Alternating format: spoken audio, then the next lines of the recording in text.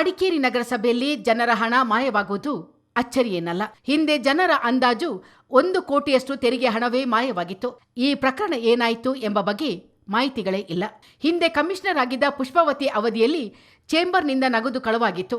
ಇದೀಗ ಅಂತಹದೇ ಪ್ರಕರಣವೊಂದು ಮರುಕಳಿಸಿರುವ ಬಗ್ಗೆ ಚಿತ್ತಾರಕ್ಕೆ ವಿಶ್ವಾಸನೀಯ ಮೂಲವೊಂದು ದೃಢಪಡಿಸಿದೆ. ಮಂಗಳವಾರ ಮಧ್ಯಾಹ್ನ ಅಕೌಂಟ್ಸ್ ವಿಭಾಗದ ಸಿಬ್ಬಂದಿ ಊಟಕ್ಕೆಂದು ತೆರಳಿದ್ದರು. ಈ ವೇಳೆ ಸಿಬ್ಬಂದಿ ತಮ್ಮ ಸುಪರ್ದಿಯಲ್ಲಿದ್ದ ನಗದನ್ನ ಗಾಡ್ರೇಜ್ನಲ್ಲಿಟ್ಟು ಎಂದಿನಂತೆ ಕೀಯನ್ನ ಗಾಡ್ರೇಜ್ ಮೇಲಿಟ್ಟು ಹೊರಟೋಗಿದ್ದರು. ಸಿಬ್ಬಂದಿ ಮರಳಿ ಬರುವಾಗ ಗಾಡ್ರೇಜ್ನಲ್ಲಿದ್ದ ನಗದು ನಾಪತ್ತೆಯಾಗಿತ್ತು.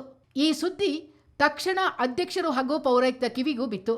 ಈ ವೇಳೆ ಅಧ್ಯಕ್ಷರ ಕೊಠಡಿಯಲ್ಲಿದ್ದ ಸಿಸಿಟಿವಿಯನ್ನು ಪರಿಶೀಲಿಸಿದಾಗ ಅದೇ ಸಮಯದಲ್ಲಿ ಸಿಬ್ಬಂದಿಯೊಬ್ಬರು ಅತ್ತಿಂದಿತ್ತ ಅನುಮಾನಾಸ್ಪದವಾಗಿ ಅಡ್ಡಾಡುತ್ತಿದ್ದುದು ಗಮನಕ್ಕೆ ಬಂದಿದೆ. ಕೂಡಲೇ ಕಾರ್ಯಪ್ರವೃತ್ತರಾದ ಪೌರಾಯುಕ್ತರು ಸಿಬ್ಬಂದಿಗಳ ವಿಚಾರಣೆ ನಡೆಸಿದ್ದಾರೆ.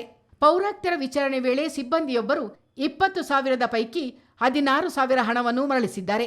ಉಳಿದ ಹಣ ಖರ್ಚಾಗಿದೆ. ನಗರಸಭೆ ಮೇಲೆ ಕಳಂಕ ಬರುವುದನ್ನು ತಪ್ಪಿಸಲು ಪೌರಾಯುಕ್ತರೇ ಉಳಿದ 4,000 ಹಣವನ್ನು ಹೊಂದಿಸಿ ಕೊಟ್ಟಿದ್ದಾರೆ ಎಂಬುದು ಗುಟ್ಟಾಗಿ ಉಳಿದಿಲ್ಲ. ನಗರಸಭೆಯಿಂದ ಹಣ ನಾಪತ್ತೆಯಾಗಿರೋ ಬಗ್ಗೆ ಇದೀಗ ಗುಸುಗುಸು ಆರಂಭವಾಗಿದೆ.